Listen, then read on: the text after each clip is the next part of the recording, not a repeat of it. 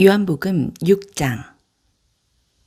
이 일 후에 예수께서 갈릴리 디베랴라고도 하는 바다 건너편으로 가셨다.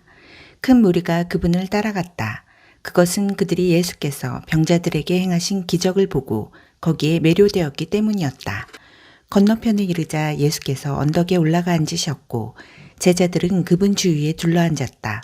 마침 유대인들이 해마다 지키는 유월절이 다가오고 있었다. 예수께서 눈을 들어 큰 무리가 와 있는 것을 보시고 빌립에게 말씀하셨다. 우리가 어디에서 빵을 사서 이 사람들을 먹일 수 있겠느냐? 이렇게 말씀하신 것은 빌립의 믿음을 자라게 하기 위해서였다. 예수께서는 자신이 할 일을 이미 알고 계셨다. 빌립이 대답했다. 각 사람에게 빵 한 조각이라도 돌아가게 하려면 은화 200교로도 모자라겠습니다. 제자들 가운데 한 사람이 시몬 베드로의 동생 안드레가 말했다. 여기 한 아이가 보리빵 5개와 물고기 2마리를 가지고 있습니다. 하지만 이 많은 사람들을 먹이기에는 턱없이 부족한 양입니다. 예수께서 말씀하셨다. 사람들을 앉게 하여라. 그곳에는 푸른 풀밭이 멋진 카펫처럼 깔려 있었다. 사람들이 자리를 잡고 앉으니 5,000명 정도 되었다. 예수께서 빵을 들어 감사를 드리고 앉아있는 사람들에게 나눠주셨다. 그리고 물고기를 가지고도 그와 같이 하셨다. 모두가 원하는 만큼 실컷 먹었다. 사람들이 배불리 먹고 나자 예수께서 제자들에게 말씀하셨다. 버리는 것이 없도록 남은 것을 다 모아라. 제자들이 모으고 보니 보리빵 5개로 먹고 남은 것이 커다란 12바구니에 가득 찼다. 사람들은 예수께서 행하신 이 일로 인해 하나님께서 자기들 가운데서 일하고 계심을 알았다. 그들은 말했다. 이분은 분명 그 예언자다. 하나님의 예언자가 바로 이곳 갈릴리에 오신 것이다. 예수께서는 열광한 그들이 자기를 붙들어다가 왕으로 삼으려는 것을 아시고 그 자리를 빠져나와 다시 산으로 올라가서 혼자 계셨다. 저녁 때가 되자 제자들이 바닷가로 내려가 배를 타고 바다 건너편 가버나움으로 향했다. 날이 아주 저물었는데 예수께서는 아직 돌아오지 않으셨다. 큰 바람이 불어 바다에 거센 물결이 일었다. 제자들이 4-5km쯤 갔을 때 예수께서 바다 위를 걸어 배 가까이 다가오시는 모습이 보였다. 제자들이 소스라치게 놀라자 예수께서 그들을 안심시키며 말씀하셨다. 나다. 괜찮으니 두려워 마라. 그러자 제자들이 예수를 배 안으로 모셨다. 어느새 그들은 자신들이 가려고 했던 지점에 정확히 이르렀다. 이튿날 뒤에 남은 무리는 배가 한 척밖에 없던 것과 예수께서 그 배에 제자들과 함께 타지 않으신 것을 알았다. 그분을 두고 제자들만 떠나는 것을 그들이 보았기 때문이다. 그때 디베랴에서 온 배들이 주님께서 축복하고 빵을 먹여주신 곳 근처에 정박해 있었다.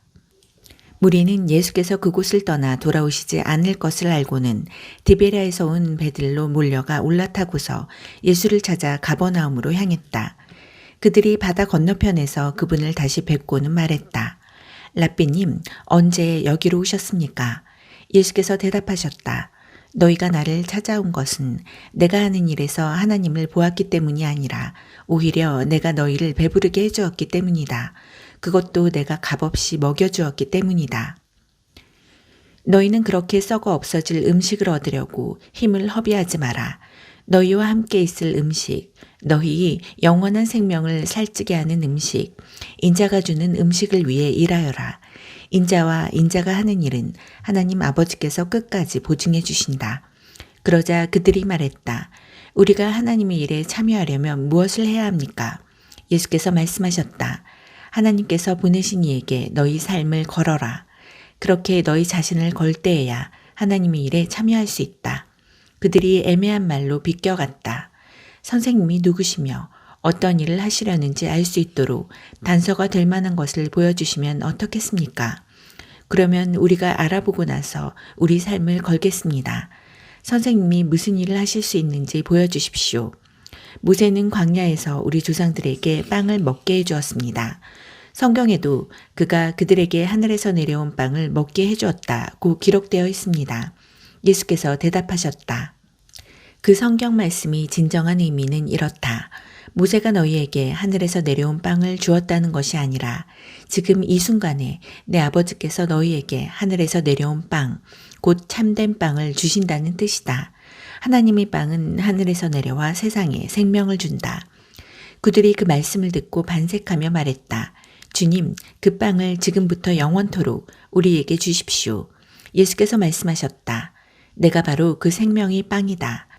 나와 한편에 서는 사람은 더 이상 굶주리지도 않고 목마르지도 않을 것이다. 내가 이것을 너희에게 분명히 말한 것은 너희가 내가 하는 일을 보았으면서도 참으로 나를 믿지 않기 때문이다. 아버지께서 내게 주시는 사람은 결국 다 내게로 달려올 것이다.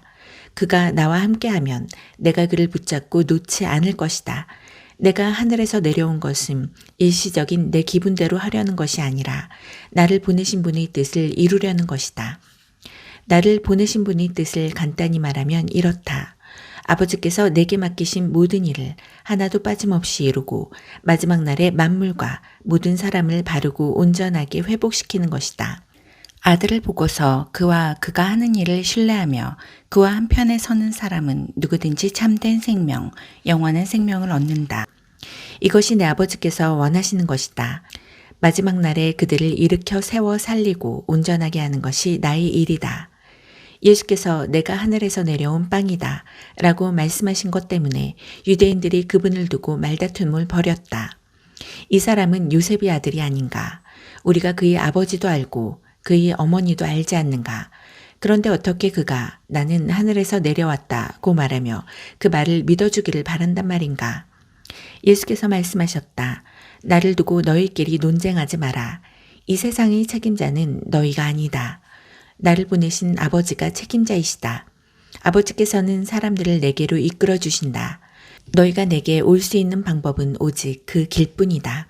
그때야 비로소 나는 사람들을 회복시키고 일으켜 세워 마지막 날을 준비하게 한다.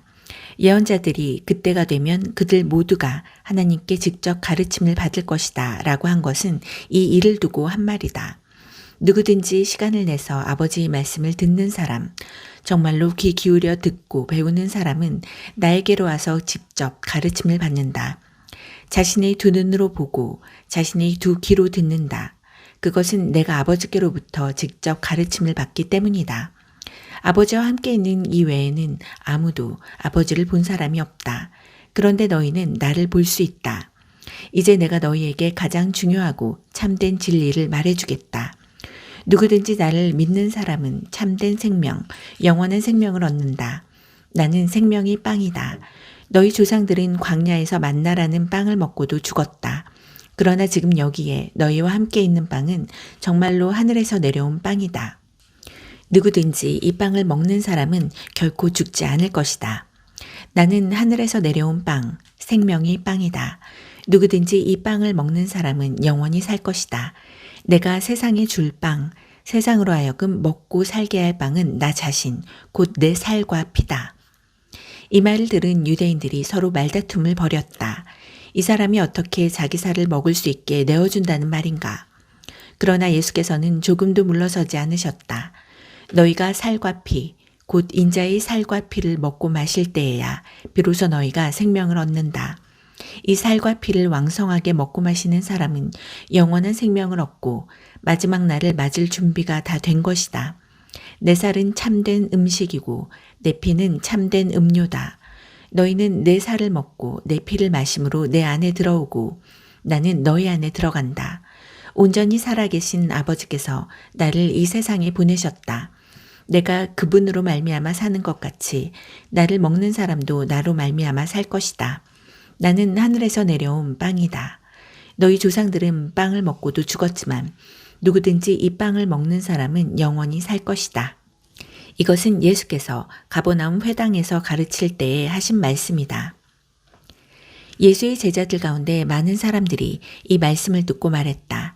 이 가르침은 너무 어려워 받아들이기가 힘들다. 예수께서 제자들이 이 말씀을 두고 힘들어하는 것을 아시고 말씀하셨다. 내 말이 그렇게도 혼란스러우냐? 인자가 원래 있던 곳으로 올라가는 것을 보게 되면 어찌하겠느냐? 성령만이 생명을 만들어낼 수 있다. 육신의 근육과 의지력으로는 아무것도 일어나게 할 수 없다. 내가 너희에게 전하는 모든 말은 성령의 말이며 생명을 만들어내는 말이다. 그러나 너희 가운데 이 말에 저항하고 이 말에 관여하지 않으려는 사람들이 있다. 예수께서는 자신에게 인생을 걸지 않을 사람들이 있다는 것을 처음부터 알고 계셨다. 또한 자신을 배반할 자가 누구인지도 알고 계셨다. 예수께서 계속 말씀하셨다. 그래서 내가 전에 자기 힘으로는 아무도 내게 올 수 없다고 너희에게 말한 것이다. 너희는 아버지께서 주시는 선물로만 내게 올 수 있다. 이 일 후에 제자들 가운데 많은 사람들이 떠나갔다. 그들은 더 이상 그분과 관련되기를 원치 않았다. 그러자 예수께서 12 제자에게도 기회를 주셨다. 너희도 떠나가려느냐? 베드로가 대답했다. 주님, 참된 생명, 영원한 생명의 말씀이 주님께 있는데 저희가 누구에게 가겠습니까? 저희는 이미 주님이 하나님이 거룩하신 분임을 확신하며 주님께 인생을 걸었습니다.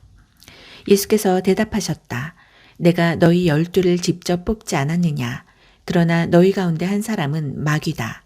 이는 예수께서 시몬 가룟의 아들 유다를 두고 말씀하신 것이다. 12 제자 가운데 한 사람인 이 자는 그때 이미 예수를 배반할 준비를 하고 있었다.